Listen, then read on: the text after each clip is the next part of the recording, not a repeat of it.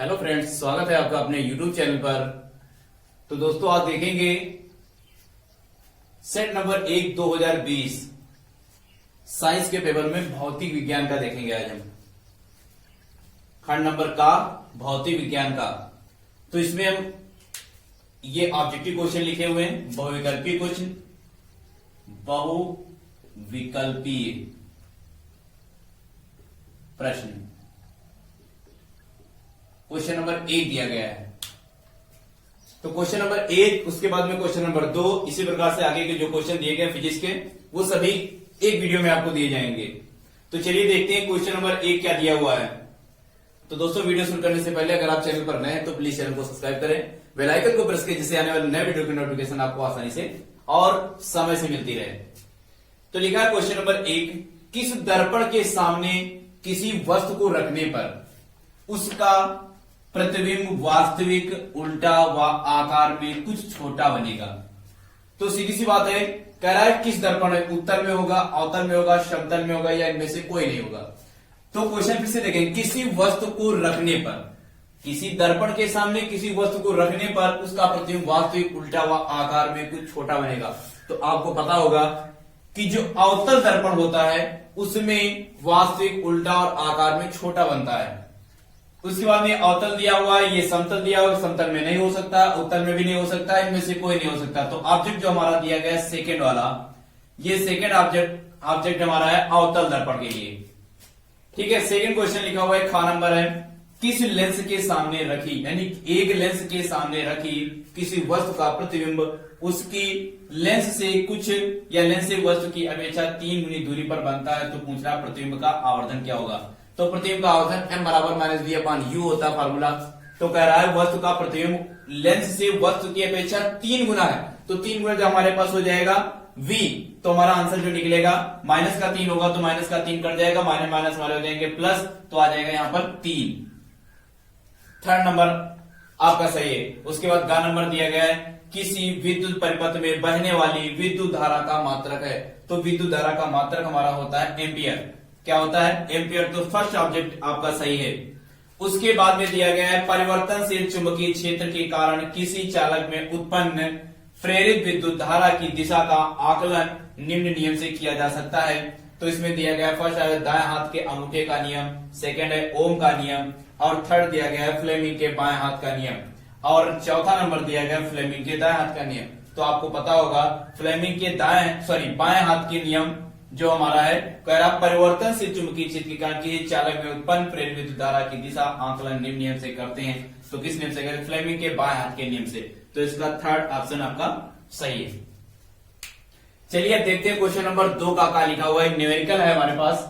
कह रहा एक पारदर्शी कांच से बने आकार घनाकार गुट के जिसकी प्रत्येक भुजा 4 सेंटीमीटर है की तली पर स्थित एक काले बिंदु की आभासी गहराई की गणना कीजिए जबकि कांच का अपवर्तनांक दिया गया है। तो हमारे पास गिवन में जो दिया गया है हम गिवन लिख लेंगे। बहुत ही इंपॉर्टेंट क्वेश्चन है ये। लिखा है जबकि कांच का अपवर्तनांक, तो अपवर्तनांक को लिखते हैं n से, तो n इक्वल हो जाएगा 1.6।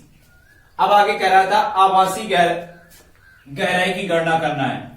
तो इसके पहले दिया गया है प्रत्येक भुजा 4 सेंटीमीटर, घनाकार गुटके की प्रत्येक भुजा 4 सेंटीमीटर, अर्थात आभासी गहराई दी गई, सॉरी वास्तविक गहराई। तो वास्तविक गहराई को हो जाएगा 4 सेंटीमीटर। अब यहां पर आभासी गहराई पूछ रहा है, आभासी गहराई इक्वल हो जाएगा क्वेश्चन मार्क। तो सूत्र होता है अपवर्तनांक बराबर अपवर्तनांक बराबर होता है वास्तविक गहराई,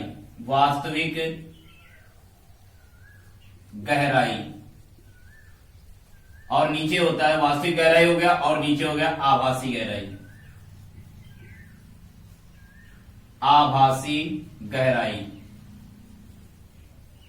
तो देखो अब हमें निकालना है आभासी गहराई। यहां पर अपवर्तनांक को n लिखते हैं, n भी हमारे पास दिया गया, वास्तविक गहराई हमारे पास दी गई, आभासी पूछ रहा है। तो जो आभासी पूछ रहा है तो हम क्या करें, आभासी गहराई को अपवर्तनांक के स्थान पर ले जाएंगे और अपवर्तनांक को कहां ले जाएंगे?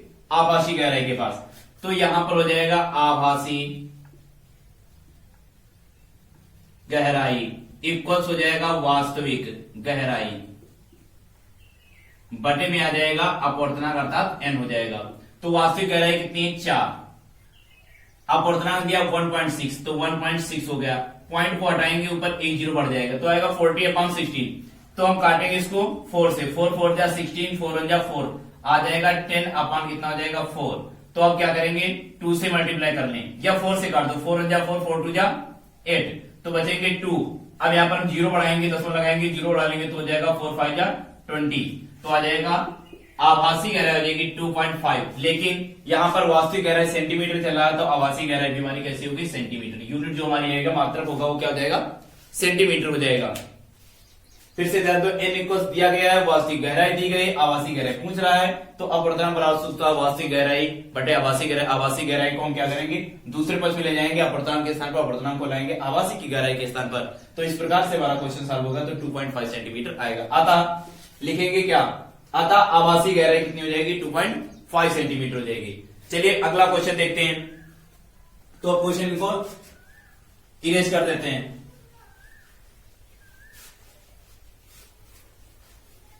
बहुत ही इंपॉर्टेंट क्वेश्चन है, आप स्टेप बाय स्टेप करते जाएंगे आसानी से हो जाएंगे, बहुत इजी क्वेश्चन है और 2020 के सेट हम सभी आपको कराएंगे। तो देख लीजिए अगला क्वेश्चन दिया गया है, अगला क्वेश्चन कह रहा है एक उत्तल लेंस की फोकल दूरी, खा नंबर है, एक उत्तल लेंस की फोकस दूरी यानी एफ इक्वल दिया गया है 20 सेंटीमीटर। तो कह रहा है पी ज्ञात करना है, ये पूछ रहा है, फोकस यानी क्षमता ज्ञात करना है। एक उत्तल लेंस की फोकस दूरी 20 सेंटीमीटर दी गई है और कह रहा है कि पी हमें ज्ञात करना है। तो एफ इक्वल्स दिया गया, अब कह रहा है एफ हल करेंगे। अब उत्तल लेंस है तो उत्तल लेंस में एफ हमारा प्लस में होगा या माइनस में होगा ये पता करना है। उसके बाद में पी, तो सूत्र होता है पी इक्वल्स होता है 1/f। तो यहां पर 20 दिया गया हमारा सेंटीमीटर में, तो हम क्या करेंगे जब 20 सेंटीमीटर में दिया गया तो निकालेंगे एफ इक्वल्स हो जाएगा, उत्तल लेंस है तो उत्तल लेंस में क्या होता है एफ जो हमारा होता है वो प्लस में होता है। किसमें होता है प्लस में ही होता है। 20 सेंटीमीटर पी इक्वल्स यहां पर क्वेश्चन मार्क लगाते हैं, फार्मूला है पी इक्वल्स हो जाएगा 1/। अब 1 यहां पर नहीं लेंगे क्योंकि सेंटीमीटर दो फार्मूले होते हैं, ये हमारा मीटर में हो गया। अगर सेंटीमीटर में यहां पर मात्र एफ दिया गया है तो हम क्या करेंगे पी इक्वल्स लगाएंगे 100/f, यहां पर लिख देंगे सेंटीमीटर में। तो जब सेंटीमीटर में एफ हमारा दिया गया है तो सेंटीमीटर लगाएंगे 100/, हो जाएगा एफ की वैल्यू हो जाएगी 20, 100/f ये हो गया सेंटीमीटर में। अब रखेंगे पी इक्वल्स हो जाएगा 100/f की वैल्यू हो जाएगा 20, 0 0 2 5 जा 10 तो आ जाएगा P इक्वल्स आ जाएगा 5 डायोप्टर।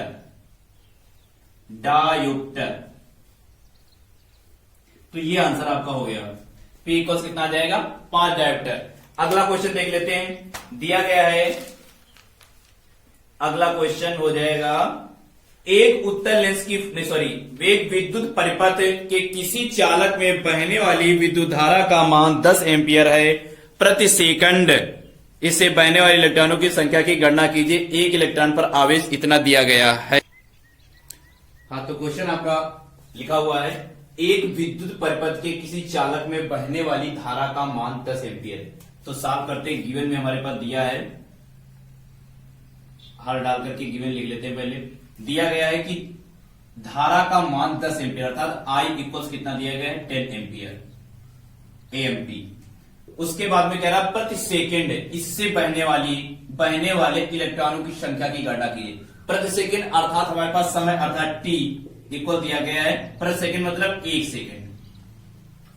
अब हो जाएगा आगे कह रहा है बहने वाले इलेक्ट्रॉनों की संख्या की गणना अर्थात एन हमें ज्ञात करना है, एन इक्वल क्वेश्चन मार्क। इससे बहने वाले इलेक्ट्रॉनों की संख्या की गणना कीजिए। कह रहा है एक इलेक्ट्रॉन पर चार्ज यानी आवेश 1.6 है तो E इक्वल्स दिया गया है 1.6 इंटू 10⁻⁻19 कूलाम। तो हमेशा ध्यान रखना कि इलेक्ट्रॉन पर आवेश हमेशा इतना ही होता है 1.6 कूलाम। तो अब करेंगे क्या, हमें I दिया गया है, T दिया गया है, N हमें ज्ञात करना है, E दिया गया। तो इसके पहले आपने क्वेश्चन फार्मूले पढ़े होंगे, Q बराबर एनई और Q बराबर आईटी। दो फार्मूले हैं, Q बराबर एनई और Q बराबर आईटी। ये दो फार्मूले आपने पढ़े होंगे। जब Q एनई के बराबर है और Q आईटी के बराबर है, तो जो एनई होगा वो आईटी के बराबर हो जाएगा, आईटी कह रहे एनई के बराबर हो जाएगा। इक्वल्स दोनों दिए गए, तो सीधी सी बात है, जब Q के बराबर एनई दिया है, इसमें Q बराबर एनई दिया गया, सीधी बात है Q बराबर एनई दिया है, तो एनई बराबर क्या हो जाएगा, आईटी हो जाएगा। तो फार्मूला लगा देंगे, एनई इक्वल्स हो जाएगा आईटी।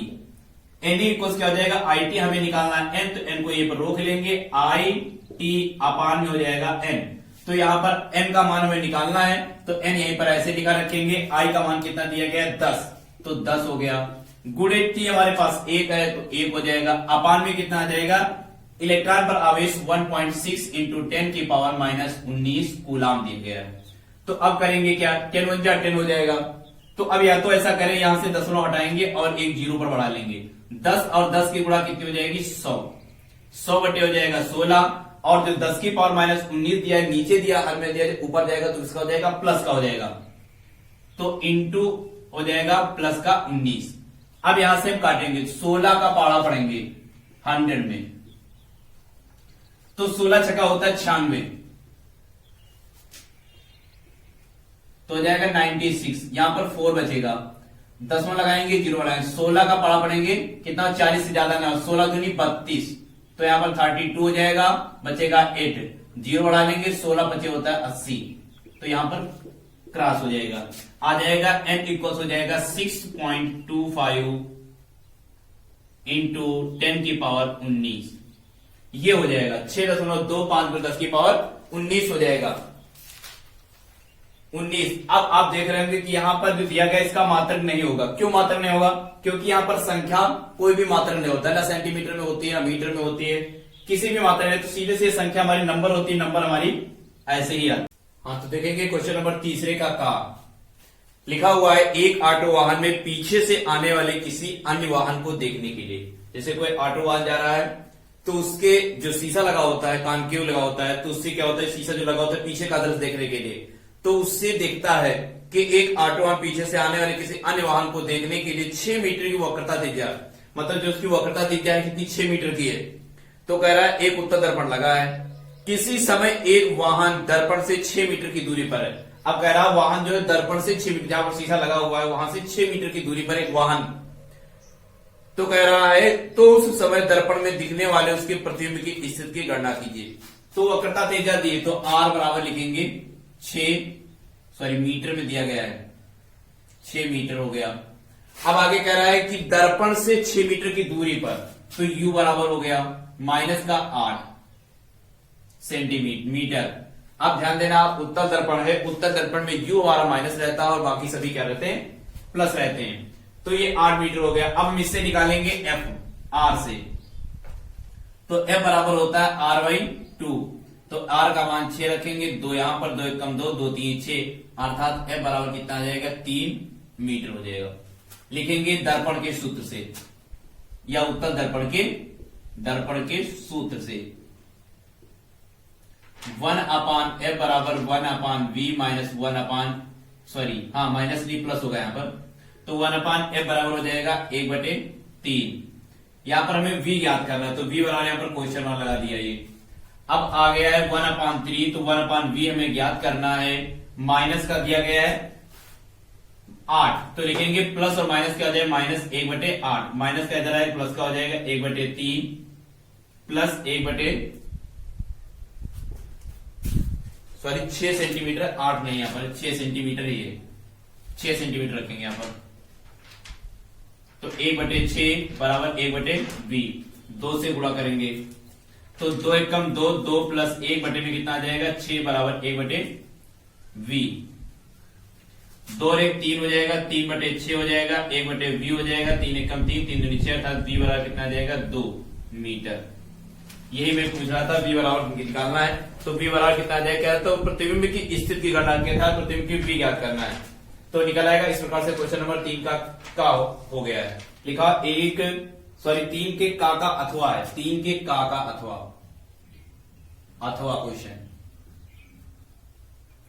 अथवा क्वेश्चन कह रहा है कि निकट दृष्ट दोष से पीड़ित एक व्यक्ति अधिक से अधिक 10 मीटर की दूरी तक ही देख सकता है। सही दृष्टि के लिए लेंस की प्रकट फोकस दूरी एवं क्षमता की गणना किया। एफ निकालना है और पी निकालना है। तो कह रहा अधिक से अधिक 10 मीटर की दूरी पर देख सकता है। तो 10 मीटर हमारे पास दिया गया है v इक्वल्स माइनस का 10 मीटर। फिर उसके आगे कह रहा है कि उस समय दर्पण में दिखने वाले उसके प्रतिबिंब की स्थिति सॉरी 10 मीटर की दूरी देख सकता है। सही दृष्टि के लिए लेंस की प्रकृति बताएगी। तो अब देखो, जब 10 मीटर की दूरी है, अधिकतम दूरी हमारी इनफाइनाइट, न्यूनतम दूरी होती है 25 सेंटीमीटर, 25 होती। तो यहां पर दिया गया है 10 मीटर, v दिया गया है, तो हमारे पास u हो जाएगा इसका इनफाइनाइट। तो u हो गया माइनस का इनफाइनाइट। अब रखेंगे f हमें ज्ञात करना है और p हमें ज्ञात करना है। तो लगाएंगे लेंस के सूत्र से 1/f बराबर 1/v माइनस 1/u।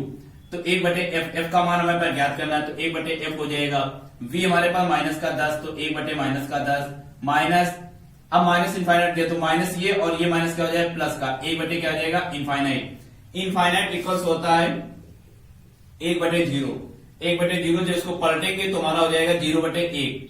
तो अब यहां पर मान रखेंगे इनफाइनाइट। तो 1/f बराबर माइनस 1/10 प्लस 1/1/0। अब 0 हमारा ऊपर जाएगा, जैसे 1/0 1/1/0 दिया तो पलटेंगे तो 1 गुणे 0/1 अर्थात 0/1 आएगा, तो उसका मान क्या हो जाएगा 0। तो ये पर 0 हो जाएगा। 1/f बराबर माइनस 1/10 प्लस 0 पर जाए 1 गुणे 0/1। अब इसका मान पूरा क्या हो जाएगा, इसका मान पूरा हो जाएगा 0।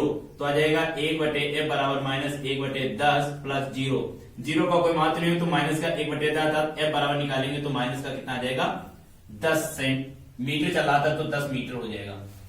अब कह रहा है जब f निकाला है तो p बराबर सूत्र हमारा होता है 1/f। अब यहां पर मीटर में दिया गया है तो मीटर में रखेंगे, ये हमारा मीटर में हो गया। तो p बराबर निकालेंगे तो हो जाएगा 1/- माइनस का 10। तो अब क्या करेंगे, 10 0 काटे, 10 ऊपर लगा दें 0, तो आ जाएगा p इक्वल्स हो जाएगा माइनस 0.1 डायोप्टर। ये डायोप्टर होता है, d से दिखाते हैं। तो इस प्रकार से क्वेश्चन ये हो गया। इसके बाद में कह रहा है खा एक क्वेश्चन दिया गया है, लिखा है एक विद्युतीय उपकरण 3 का खा। एक विद्युतीय उपकरण पर लिखा है कि 2.3 किलोवाट, आपको क्वेश्चन दिखाई दे रहा होगा बोर्ड पर। कह रहा है एक विद्युत उपकरण पर लिखा है 2.3 किलोवाट व 230 वोल्ट, इसे पूरी क्षमता से कार्य करने पर इसे कितनी विद्युत धारा का प्रवाह होगा। इसके प्रतिरोध की गणना हमें R ज्ञात करना है। यह भी गणना कीजिए कि यदि इसे 10 घंटे तक कार्य करने दिया जाए तो इसमें कितनी किलोवाट घंटा की विद्युत ऊर्जा व्यय होगी। हमें विद्युत ऊर्जा भी निकालना है। तो अब हम करेंगे क्या, जो जो दिया है लिख लेते हैं। कह रहा 203 किलोवाट अर्थात हमारे पास क्या हो जाएगा 2.3 किलोवाट व 230 वोल्ट से पूरी क्षमता से कार्य करने, तो P बराबर कितना हो जाएगा, P बराबर हो जाएगा 2 शक्ति दी गई, शक्ति मतलब पावर 2.3 किलोवाट। उसके बाद में कह रहा V बराबर दिया गया है 230 वोल्ट। अब इसको चेंज कर लेंगे वाट में, तो 2.3 गुणे 1000 वाट, तो वाट हो गया। माना जाएगा 2 3 1 2 3 दशमलव बाद 0 लगाएंगे तो आ जाएगा 2300 वाट, 230 वोल्ट हो गया। अब आगे क्वेश्चन कह रहा है इसे पूरी क्षमता से कार्य करने पर इसे कितनी विद्युत धारा का प्रवाह होगा, अर्थात हमें I ज्ञात करना है, कितनी धारा का प्रवाह होगा। कह रहा है इसके प्रतिरोध की गणना R भी ज्ञात करना है। I हमें फाइंड करना है, क्वेश्चन मार्क R हमें फाइंड करना है, और कह रहा है किलोवाट में विद्युत ऊर्जा भी ज्ञात करना है। विद्युत ऊर्जा बराबर क्वेश्चन मार्क। तो अब हम लगाते हैं, हमारे पास दिया क्या गया है, P दिया गया है, V दिया गया है। तो सूत्र होता है P बराबर VI, P बराबर VI। तो P बराबर VI दिया, हमें I निकालना है तो V धरा जाएगा अपान में P के, P अपान V हो जाएगा। P का मान दिया गया है 2300 बटे में V का मान दिया गया है 230, 0 0 23 एक कम 23 और एक 0, अर्थात I बराबर कितना आ जाएगा 10 एम्पियर। आगे क्वेश्चन दिया था, हाँ 10 एम्पियर हो गया। अब I निकाला है, हमें निकालना है R। तो आपने ध्यान दिया होगा कि जब I दिया गया है, V दिया गया है, R हमें निकालना है, तो ओम का नियम लगाएंगे। ओम का नियम होता है V बराबर IR। तो लगाएंगे ओम के नियम से। ओम के नियम से क्या होता है, V बराबर IR। तो हमें निकालना है R, तो आप ये रोक देंगे, V के अपान में I चला जाएगा, R बराबर V अपान कितना हो जाएगा I। तो V हमारा कितना दिया गया है 230 और I कितना निकाला है 10, तो काट देंगे तो कितना आ जाएगा 23 ओम। प्रतिरोध है तो ओम में निकलेगा। अब उसके बाद में हमें पूछ रहा था विद्युत ऊर्जा, तो लिखेंगे विद्युत ऊर्जा। विद्युत ऊर्जा, तो विद्युत ऊर्जा बराबर होता है वाट गुणे घंटा गुणे दिन। वाट गुणे घंटा गुणे दिन। फिलहाल यहां पर क्वेश्चन में आपके दिन नहीं दिया है, बटे में होता है 1000। तो अब देखो वाट हमारे पास दिया गया है, तो कितने वाट है हमारे पास 2300। उसके बाद घंटा कितना क्वेश्चन में करा था 10 घंटे तक कार्य करने के लिए, अर्थात हमारे पास ऊपर लिख लेते हैं, यहीं पर ऊपर लिख देते हैं घंटा बराबर कितना समय लगा, अर्थात समय है हमारा 10 घंटे, तो 10 घंटे रखेंगे। दिन हमारे पास जब कुछ नहीं तो हम क्या रखेंगे वहां पर 1 रखेंगे, तो हो जाएगा कितना 1 वाट में लिखेंगे 2300 गुणे कितना हो जाएगा 10 गुणे 1 बटे में कितना आ जाएगा 1000। 1 2 3 तो आ जाएगा 23।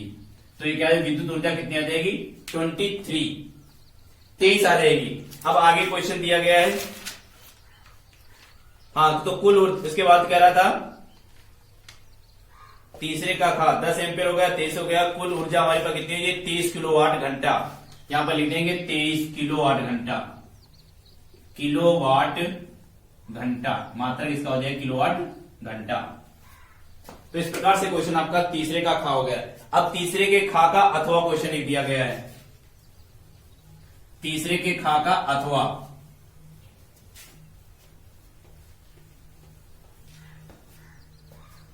तीसरे का अथवा क्वेश्चन दिया गया है कि लोहे के तार की लंबाई, कह रहा है एक लोहे के तार की लंबाई, मान लेते हैं लोहे का गुटका कोई दिया है, लोहे के तार का तार है ये, इसकी ये लंबाई, कह रहा लोहे के तार की लंबाई L1, तार की लंबाई कितनी हो गई L1, अनुप्रस्थ काट का क्षेत्रफल A1, ये A1 हो गया।